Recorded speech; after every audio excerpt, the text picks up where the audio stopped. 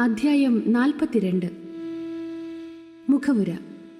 മുൻ അധ്യായത്തിൽ വിവരിച്ച കഥകൾ കാണിക്കുന്നത് ഗുരുവിന്റെ അനുഗ്രഹമാകുന്ന വെളിച്ചമുണ്ടായാൽ സംസാര ജീവിതത്തിലെ ഭയം നീങ്ങുമെന്നും മുക്തിമാർഗം തുറന്നു തന്ന് നമ്മുടെ കഷ്ടതകളെ ആനന്ദമാക്കി മാറ്റുമെന്നുമാണ്.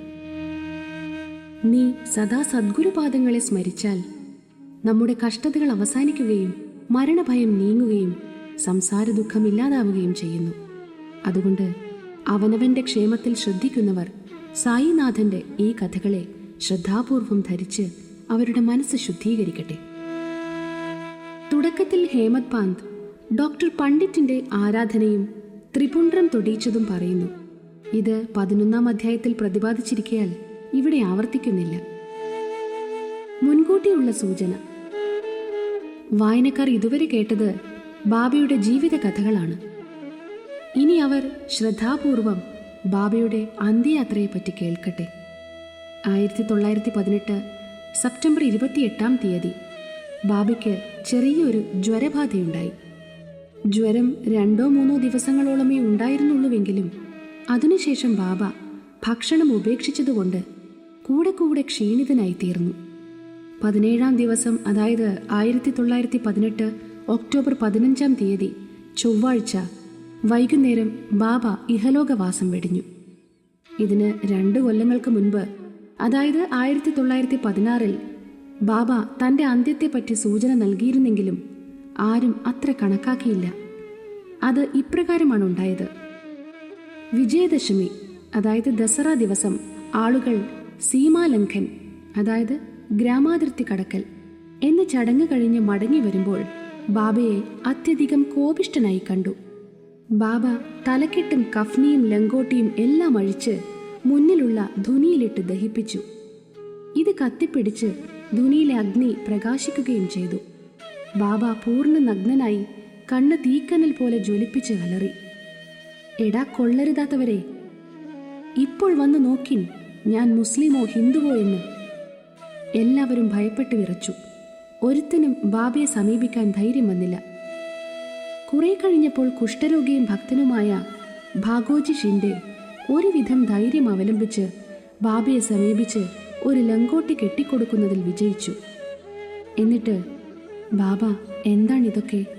ഇന്ന് സീമാലംഘനാണ്, ദസറ ദിവസം എന്നു പറഞ്ഞു. ബാബ സൽക്ക കൊണ്ട് നിലത്തടിച്ചു പറഞ്ഞു, ഇത് എൻ്റെ സീമാലംഘനമാണ്. രാത്രി 11 മണിവരെ ബാബയുടെ കോപം അടങ്ങിയില്ല. അന്നു രാത്രി ചാവടി എഴുന്നള്ളിപ്പു തന്നെ ഉണ്ടാകുമോ എന്ന് ജനങ്ങൾ സംശയിച്ചു. 1 മണിക്കൂർ കഴിഞ്ഞ് ബാബ വസ്ത്രങ്ങൾ ധരിച്ച് മുൻപ് വിവരിച്ച പോലെ ചാവടി എഴുന്നള്ളത്തിന് തയ്യാറായി. ഈ സംഭവം കൊണ്ട് ബാബ തൻ്റെ അതിർത്തി കടക്കൽ, അതായത് ജീവാവസാനം ദസറ സമയത്താണെന്ന് സൂചിപ്പിച്ചതായിരുന്നു. ആർക്കും അന്നതിൻ്റെ സാരം മനസ്സിലായില്ല. ബാബ മറ്റൊരു സൂചനയും കൂടെ താഴെ പറയും പ്രകാരം തരികയുണ്ടായി. രാമചന്ദ്ര പട്ടേലിന്റെയും താത്യ പട്ടേലിന്റെയും മരണമൊഴിവാക്കൽ. ഇത് കഴിഞ്ഞ് കുറച്ചു ദിവസം കഴിഞ്ഞപ്പോൾ രാമചന്ദ്ര പട്ടേലിന് കലശലായ രോഗം പിടിപെട്ടു. അയാൾ വല്ലാതെ കഷ്ടപ്പെട്ടു. പല മരുന്നുകളും പ്രയോഗിച്ച് ഫലമില്ലാതെ നിരാശനായി അന്ത്യനിമിഷവും കാത്തു കിടക്കുകയായിരുന്നു. ഒരു രാത്രി പെട്ടെന്ന് ബാബ അയാളുടെ കിടക്കക്കരികിൽ വന്നതായി കണ്ടു. പട്ടേൽ ബാബയുടെ പാദങ്ങൾ പിടിച്ച്, എനിക്ക് ജീവിതത്തിലുള്ള ആശ നഷ്ടപ്പെട്ടു കഴിഞ്ഞു, ഞാൻ എപ്പോൾ മരിക്കുമെന്ന് പറഞ്ഞു തരണം എന്നപേക്ഷിച്ചു. കരുണാനിധിയായ ബാബ പറഞ്ഞു, നിനക്ക് വേഗം സുഖപ്പെടും. പക്ഷേ എനിക്ക് താത്തിയെക്കുറിച്ചാണ് ഭയം. അവൻ 1840 ശാഖമാസത്തിലെ വിജയദശമി ദിവസം മരിക്കും. ഇതാരോടും, പ്രത്യേകിച്ച് അവനോടും പറയരുത്. അവൻ ഭയപ്പെട്ടു പോകും. രാമചന്ദ്ര ദാദിക്ക് സുഖപ്പെട്ടു. പക്ഷേ അയാൾ താത്തിയുടെ ജീവനെപ്പറ്റി ദുഃഖിതനായി. ബാബയുടെ വാക്കുകൾക്ക് വ്യത്യാസമില്ലെന്നും താത്യ 2 കൊല്ലത്തിനുള്ളിൽ മരിച്ചു പോകുമെന്നും അയാൾക്കുറപ്പാണ്. ഇതാരോടും അയാൾ പറഞ്ഞില്ല. പക്ഷേ ഒരു തുന്നൽ പണിക്കാരനും ഭക്തനുമായ ബാലാഷിംപിയോട് മാത്രം പറഞ്ഞു. അങ്ങനെ രാമചന്ദ്ര ദാദിയും ബാലാഷിംപിയും മാത്രം താത്യയുടെ കാര്യത്തിൽ ഭയപ്പെട്ടുകൊണ്ടിരുന്നു. രാമചന്ദ്രദാദിക്ക് സുഖപ്പെട്ടുവെന്ന് പറഞ്ഞുവല്ലോ. സമയം ക്ഷണത്തിൽ പോയിക്കൊണ്ടിരുന്നു. 1840-ാം ആണ്ട് ശകവർഷത്തിലെ ഭദ്രപാദ മാസം കഴിഞ്ഞ് അശ്വനി മാസം തുടങ്ങി. ബാബ പറഞ്ഞതുപോലെ താത്യ രോഗബാധിതനായി. അതുകൊണ്ട് ബാബയുടെ ദർശനത്തിനു വേണ്ടി വരാൻ കഴിയാതെയായി. ബാബയ്ക്ക് ജ്വരബാധയായും കിടപ്പിലായി. താത്യയ്ക്ക് ബാബയിലും ബാബയ്ക്ക് തൻ്റെ രക്ഷിതാവായ ഭഗവാൻ ഹരിയിലും പൂർണ്ണ വിശ്വാസമാണ്. താത്യയുടെ രോഗം വളരെ വളരെ മൂർച്ഛിച്ച് ഇളകാൻ വയ്യാതെയായി. എങ്കിലും അയാൾ സദാ ബാബയെ സ്മരിച്ചു കിടന്നു. ബാബയുടെ സ്ഥിതിയും ഇതേപോലെ മോശപ്പെട്ടുകൊണ്ടിരുന്നു. നിർദ്ദിഷ്ട ദിവസമായ വിജയദശമി അടുക്കാൻ തുടങ്ങി. രാമചന്ദ്രദാദയും ബാലാഷിംപിയും താത്യയെക്കുറിച്ച് അത്യധികം ഭയപ്പെട്ടുകൊണ്ടിരുന്നു. അവർ ഭയപ്പെട്ട് ശരീരം വിറച്ചും വിയർത്തും ബാബ പറഞ്ഞ പ്രകാരം താത്യയുടെ മരണം അടുത്തു വരുന്നത് കണ്ടുകൊണ്ടിരുന്നു. വിജയദശമി ദിവസം പുലർന്നു. താത്യയുടെ നാഡീമിടിപ്പ് നിലച്ചുകൊണ്ടിരിക്കുകയാണ്. മരണം അടുത്തടുത്തു വരുന്നു. പക്ഷേ ഒരു പ്രത്യേകത സംഭവിച്ചു. താത്യ ജീവിക്കുകയും പകരം ബാബ തന്നെ തന്നെ മരണത്തിന് കൊടുക്കുകയും ചെയ്തു. അത് ശരിക്കും ഒരു ഒത്തുമാറ്റമായിരുന്നു. ജനങ്ങളെല്ലാം ബാബ താത്യയ്ക്ക് വേണ്ടി ജീവൻ കൊടുത്തു എന്ന് പറഞ്ഞു. എന്തിനാണ് ബാബ അങ്ങനെ ചെയ്തത്? ബാബയുടെ മാർഗങ്ങൾ വിഭാവനം ചെയ്യാൻ കഴിയാത്തവയായതിനാൽ ബാബയ്ക്ക് മാത്രമേ അത് അറിഞ്ഞുകൂടൂ. ഇതിൽ തൻ്റെ അന്ത്യത്തിൻ്റെ സൂചന തനിക്ക് പകരം താത്യയുടെ പേര് പറഞ്ഞ് ബാബ മുൻകൂട്ടി കൊടുത്തതായിരുന്നു. അടുത്ത ദിവസം, അതായത് ഒക്ടോബർ 16-ന് ബാബ പന്ധർപൂരിലുള്ള ദാസ്ഗനുവിൻ്റെ സ്വപ്നത്തിൽ പ്രത്യക്ഷപ്പെട്ടു പറഞ്ഞു, മസ്ജിദ് പൊളിഞ്ഞു വീണു. ഷിർദിയിലുള്ള എണ്ണക്കച്ചവടക്കാരും മസാല പീടികക്കാരും എന്നെ ഒരുപാട് ഉപദ്രവിച്ചു. അതുകൊണ്ട് ഞാൻ ഇവിടെ വന്ന് വിവരം അറിയിക്കുകയാണ്. ദയവു ചെയ്ത് അവിടേക്ക് ഉടൻ പോയി എന്നെ ഭക്കൽ പൂക്കളെ കൊണ്ട് ആവരണം ചെയ്യുക. ദാസ്ഗനുവിന് ഷിർദിയിൽ നിന്നുള്ള കത്തിൽ നിന്ന് വിവരം കിട്ടി. ദാസ്ഗനു ഉടനെ ശിഷ്യന്മാരോട് കൂടി ഷിർദിയിൽ വന്ന് ബാബയെ സമാധി അടയ്ക്കുന്നതുവരെ ഭഗവത് കീർത്തനങ്ങളും ഭജനകളും പാടിക്കൊണ്ടിരുന്നു. അയാൾ സ്വന്തം കൈകൊണ്ട് ഹരിനാമാങ്കിതമായ ഒരു പൂമാലയുണ്ടാക്കി ബാബയുടെ സമാധിയിൽ ചാർത്തി.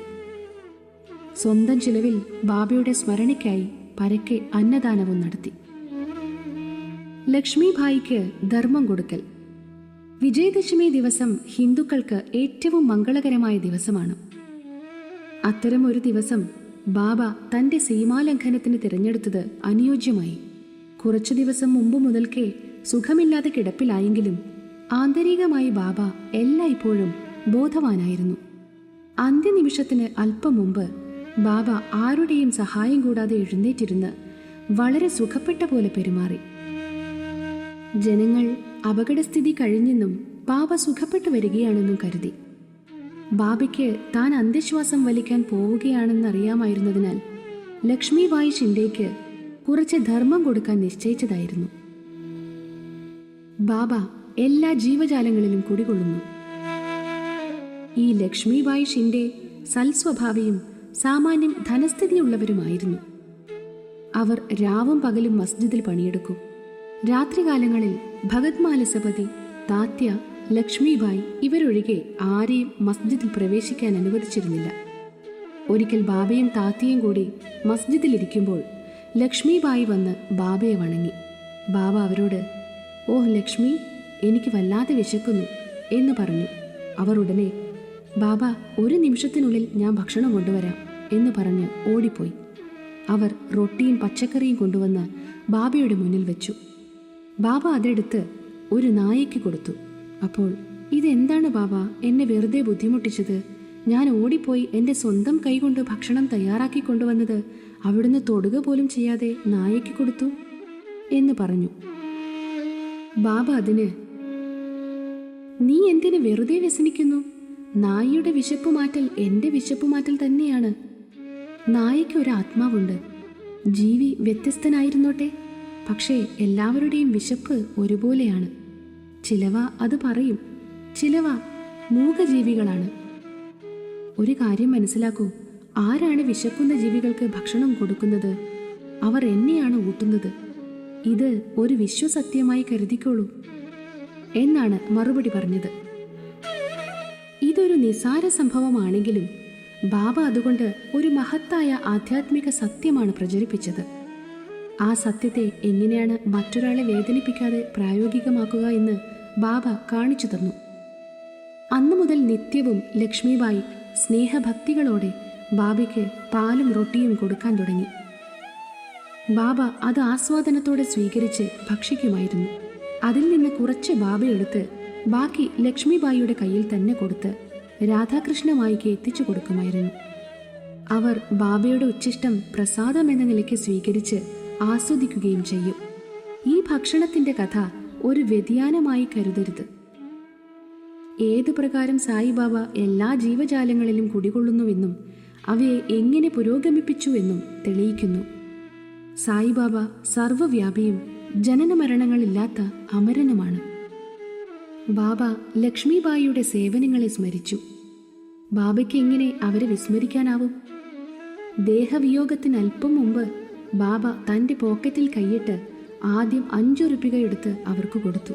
വീണ്ടും 4 ഉറുപ്പിക കൂടി എടുത്തു കൊടുത്തു. ഒട്ടാകെ 9. 9 എന്ന അക്കം നവവിധ ഭക്തിയെ സൂചിപ്പിക്കുന്നു എന്ന് 21-ാം അധ്യായത്തിൽ പറഞ്ഞിട്ടുണ്ട്. അത് സീമാലംഘന സമയത്ത് കൊടുത്ത ദക്ഷിണയായിരിക്കാം. ലക്ഷ്മിബായി കഴിഞ്ഞുകൂടുവാനുള്ള വകയുള്ളവരായിരുന്നതിനാൽ പണത്തിന് ക്ഷാമമുണ്ടായിരുന്നില്ല. അതുകൊണ്ട് ബാബ അവർക്ക് ഭാഗവതം ഏകാദശ സ്കന്ധം 10-ാം അധ്യായത്തിലെ 6-ാം ശ്ലോകത്തിൽ പറഞ്ഞ ശരിയായ ശിഷ്യന്റെ 9 ഗുണങ്ങളെ ഓർമ്മിപ്പിച്ചതായിരിക്കാം.